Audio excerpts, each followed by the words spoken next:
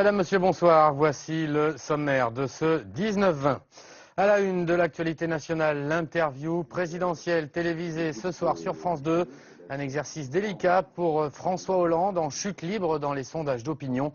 On attend de la pédagogie et peut-être quelques annonces. Autre titre développé dans votre édition nationale à partir de 19h30, les préparatifs des vacances d'été. Comment bien en profiter en dépensant moins? Réponse tout à l'heure dans la rubrique Grand Angle. En Midi-Pyrénées, l'info qui fait parler aujourd'hui, c'est le dopage dans le rugby. Selon une responsable de l'agence antidopage française, le rugby serait le sport qui aurait enregistré l'an dernier le plus grand nombre de cas positifs par rapport au nombre total de contrôles effectués. Le monde de l'Ovalie est en émoi, nous le verrons. Et puis cet appel aux dons qui sauve. La France manque de donneurs de moelle osseuse. Et pourtant, cette moelle est indispensable pour guérir des malades de pathologies souvent mortelles. Nous vous expliquerons comment se passe ce don et comment devenir donneur.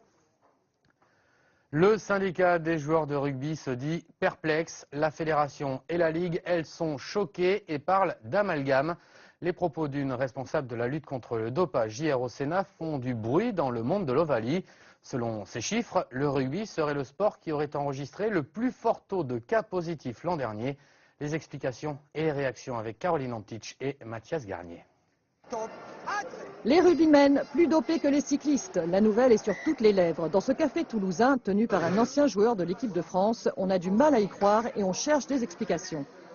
Je pense que le rugby a certainement aussi à être vigilant avec son évolution, à la maîtriser parfaitement. Aux joueurs, aux dirigeants et aux staffs médicaux d'être vigilants pour pas que ça dérape, effectivement, qu'on tombe. Que le rugby, cette mauvaise image. Le dopage, évidemment, ne répond à l'esprit d'aucun sport, à aucune éthique d'aucun sport. Maintenant, j'aimerais savoir dans quelle proportion, avoir un peu plus d'éléments d'analyse.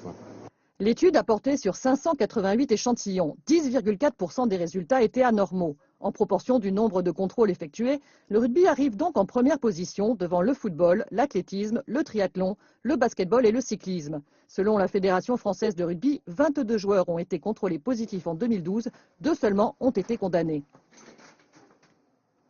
Les joueurs concernés par ce type de produit vraiment illicite, améliorant la performance et interdit, sont essentiellement des joueurs de Fédéral 3 ou de Fédéral 2, des joueurs où l'encadrement médical, la structure médicale autour des clubs est relativement restreinte.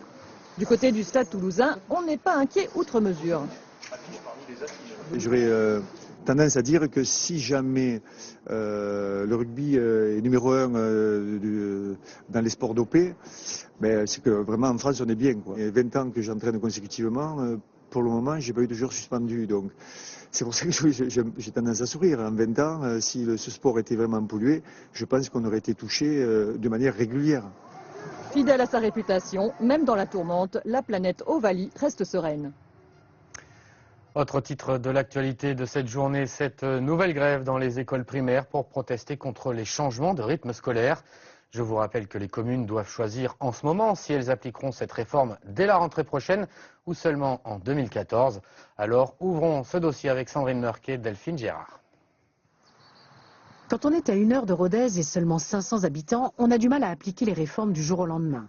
Comment trouver entre janvier et aujourd'hui des transports scolaires et des éducateurs supplémentaires pour 18 enfants qui viendront désormais à l'école le mercredi matin? Et puis quel rythme adopter? Commencer la classe plus tôt ou la terminer plus tard? Des questions à ne pas bâcler. On a vu de suite que quand même c'était pas simple à organiser, même avec toute la bonne volonté. Il faut faire intervenir plusieurs personnes, il faut consulter les parents d'élèves, les professeurs des écoles, essayer d'élaborer quand même quelque chose qui tienne la route si on veut faire quelque chose. Et pour avoir tout ça de près à la rentrée de 2013, ça nous a semblé impossible.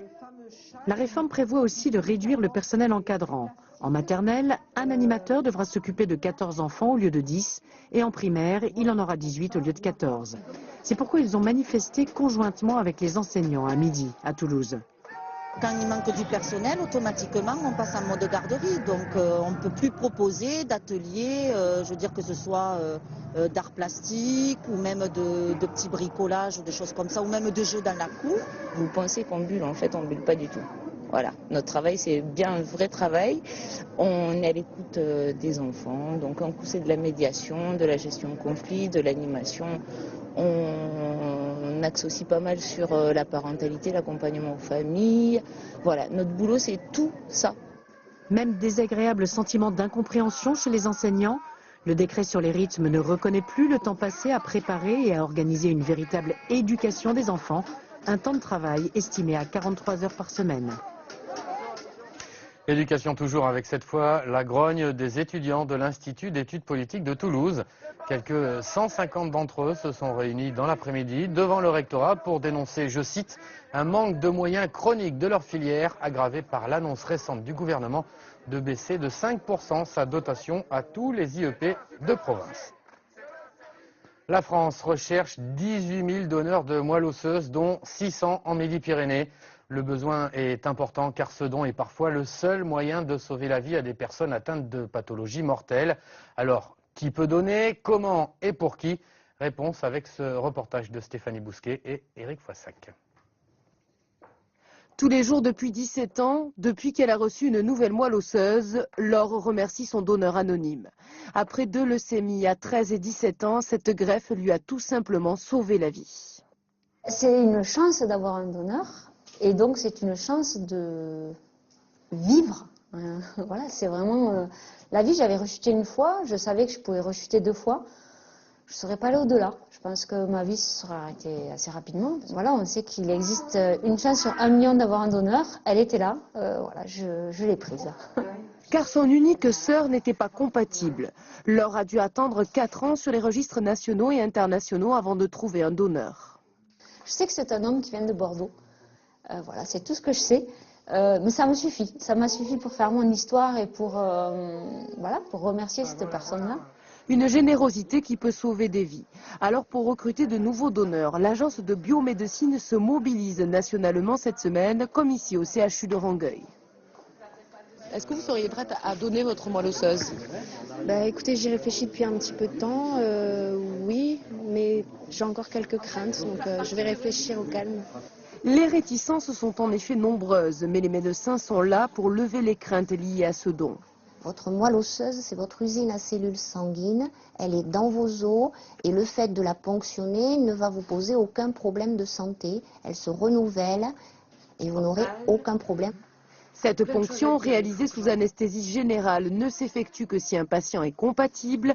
Pour être inscrit au registre des donneurs, il suffit juste d'un entretien médical et d'une simple prise de sang. Chaque année, 2000 malades en France sont en attente d'une nouvelle moelle osseuse. En bref, cette opération policière menée ce matin dans les quartiers toulousains de Bagatelle et de la Rainerie, elle faisait suite à l'interpellation hier à la frontière espagnole d'un chef présumé d'un réseau de proxénétisme roumain sur la Ville Rose. Ce matin, les policiers ont arrêté 35 membres supposés de ce réseau. 11 sont toujours en garde à vue à l'heure actuelle. Lundi, ce sera férié en France, fête de Pâques oblige. En Espagne, le week-end a déjà débuté aujourd'hui. Ces 5 jours de congé sont souvent l'occasion pour nos voisins de profiter des sports d'hiver. Et malgré la crise qui frappe le pays, ils sont toujours nombreux à fréquenter nos pistes. Illustration avec Régis Cotias et Jean-Pierre Jose.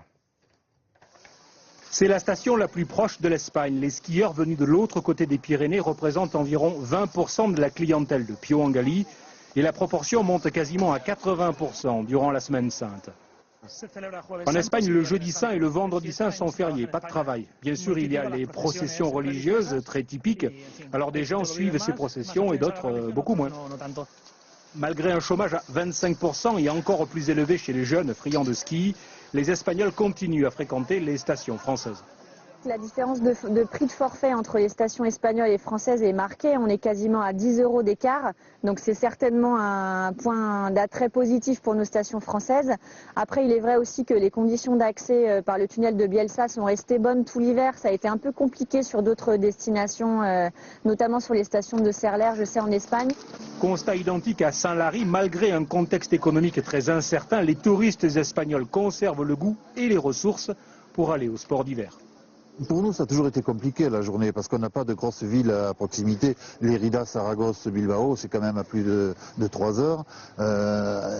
Mais par contre, cette clientèle en séjour vient toujours.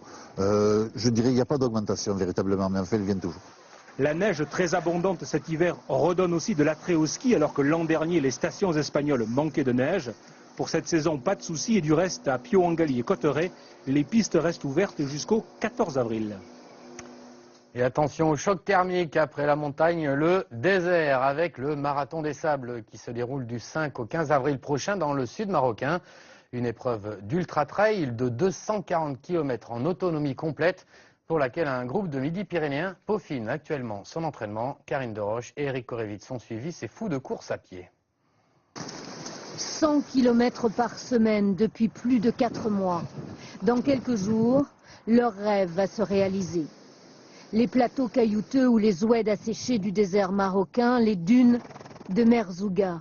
240 km en 7 jours, 50 degrés le jour quelquefois, 3 degrés la nuit. Fernand prendra le départ de son 4e marathon des sables, sa 10e course dans le désert. Ce campement tous les soirs où tout le monde est logé à la même enseigne du premier au dernier et où tout le monde échange ses points de vue. Il y a à peu près 36 nationalités différentes. C'est une véritable tour de Babel. Ça parle chinois, ça parle anglais bien sûr, allemand ou slovène ou est-ce que je sais. Et j'arrive à un total de 2145 calories. Pour un poids de 450 grammes. Calories, poids, tout est scrupuleusement noté, calculé. Monique conditionne les aliments car ils vont porter leur repas des 7 jours dans leur sac à dos. Au départ, leur sac sera contrôlé. Le contrôle va vérifier que nous avons bien 12 000 kilocalories pour la semaine. Donc on est plus de 1000 coureurs pour gagner du temps. Chacun fait à sa façon. Moi j'ai trouvé une façon, c'était de conditionner et de mettre mes calories par jour. Avoir le sac le plus léger possible, 7-8 kilos, c'est l'objectif. Mais le règlement impose des objets obligatoires, une couverture de survie par exemple, ou encore un bout de miroir si on se perd. Il y en a beaucoup qui sont égarés des fois. Ouais, je me suis retrouvé une fois premier de la course parce que les champions s'étaient égarés. Mettre des guêtres sur la chaussure pour éviter que le sable ne rentre, c'est une astuce que donne Alain à Sylvain et Jean-Michel qui partent pour la première fois. Et à quelques heures du départ, quelques appréhensions naissent. C'est la difficulté que représente l'épreuve de 80 km avec une partie de nuit. Ça, c'est quelque chose qui effectivement m'interpelle. Ils boivent 3 litres d'eau par jour depuis des mois. La semaine prochaine, ils auront réalisé leur rêve, car ils auront osé tenter cette aventure folle. Et bon courage, bien sûr. Un plongeon dans l'histoire à présent avec la collégiale de la Romieux dans le Gers. Ce site historique n'est pas le plus connu de la région, mais il est classé au patrimoine mondial de l'UNESCO et présente une particularité remarquable, des peintures du XIVe siècle qui ornent la tour de sa sacristie. Elles sont actuellement en pleine restauration, un chantier suivi par Juliette Morin et Olivier Denoun. Au loin, on peut encore entendre sonner l'Angélus. Pourtant, la collégiale de la Romieux attire surtout des touristes. Ce bâtiment, construit en 1318 par un enfant du pays devenu cardinal, abrite un patrimoine religieux exceptionnel. La partie la mieux conservée se trouve dans la tour de la sacristie. Depuis 6 mois, on y restaure une peinture murale datant du XIVe siècle. Un nettoyage minutieux a déjà permis de redonner de la couleur au décor, mais il reste abîmé en raison du temps, bien sûr, mais aussi à cause d'une bactérie. Ce développement de bactéries, entre autres, ont contribué au ternissement de ces peintures, à la perte des pigments et en même temps à cette altération chromatique qui fait que les peintures sont noircies principalement sur les visages, autant sur les voûtes que sur les murs. Voilà. Les visages du Christ, des saints martyrs et des anges sont devenus noirs et ils le resteront. Tenter de leur redonner une carnation blanche pourrait dénaturer l'œuvre originale. Il faut beaucoup d'éthique pour travailler et y avoir beaucoup de respect de l'œuvre originale et de l'artiste surtout. Et l'idée qu'il a voulu donner l'artiste avec l'œuvre. Et jamais dépasser avec la restauration cette idée que l'artiste a voulu donner. Pendant toute la durée de la restauration, des visites de chantier sont organisées. Des représentants de la mairie, de l'État et surtout l'architecte en chef des monuments historiques viennent surveiller l'avancée des travaux. La difficulté est de trouver un juste milieu entre l'usure naturelle et la restauration complète. Et au niveau des blasons, il y a des choses qui sont réapparues un petit peu ou pas? En fait, c'est un décor dans le 14e, mais qui est très architecturé. Donc on a des séries de blasons, des lignes structurantes, et ce qui nous paraît important, c'est de restituer visuellement ces lignes structurantes. Après, à l'intérieur des blasons, et notamment pour les parties qui sont historiées, où on a des personnages, là, on ne va pas aller plus loin, on ne va pas inventer des éléments de personnages, on va les laisser en l'état. Si tout va bien, la tour de la sacristie sera à nouveau ouverte au public dès le début du mois de mai. L'occasion de découvrir ou redécouvrir ces peintures murales exceptionnellement bien conservées au fil des siècles. Et c'est l'heure de notre feuilleton de la semaine consacré à la dernière tournée européenne de l'Orchestre national du Capitole. Nous allons retrouver les musiciens toulousains à Vienne à l'occasion de leur triomphe avec la Damnation de Faust, une série orchestrée par Sandrine Merck et Jean-Pierre Douns.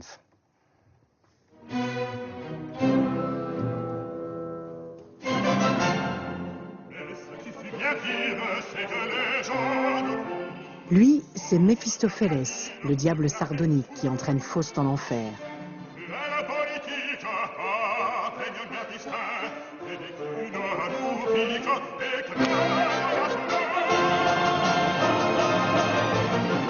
C'est une recherche permanente.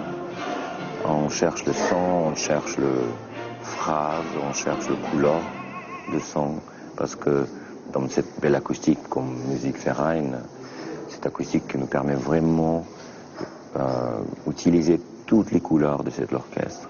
Il aime 1000 couleurs, quelque chose de très transparent, très léger. Puis on a eu hier un pianissimo incroyable qui ne permet pas peut-être faire à la Logra à Toulouse, qui était une salle formidable au niveau de l'ambiance, etc. Mais acoustiquement, c'est pas la même chose.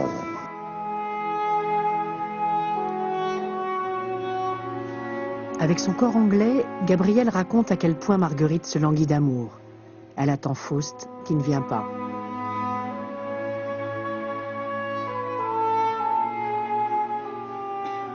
C'est une des pages les plus belles de la damnation de Faust, hein. Cette air de Marguerite avec le solo de corps anglais, c'est complètement réussi, c'est complètement planant, c'est fabuleux. On entend les bois très bien, l'atmosphère du corps anglais, c'était incroyable. J'ai presque jamais écouté un corps anglais comme ça. Tougan, il a eu vraiment une main incroyable pour cette salle. Il a vraiment trouvé l'atmosphère de cette salle. Ne pas tomber dans les fortissimos, c'était le piège de cette salle à l'acoustique si subtile. Avec une vigilance absolue pour chaque détail, le chef toulousain a embarqué ses musiciens dans les affres de l'enfer, mais il leur a aussi fait entendre la voix des anges.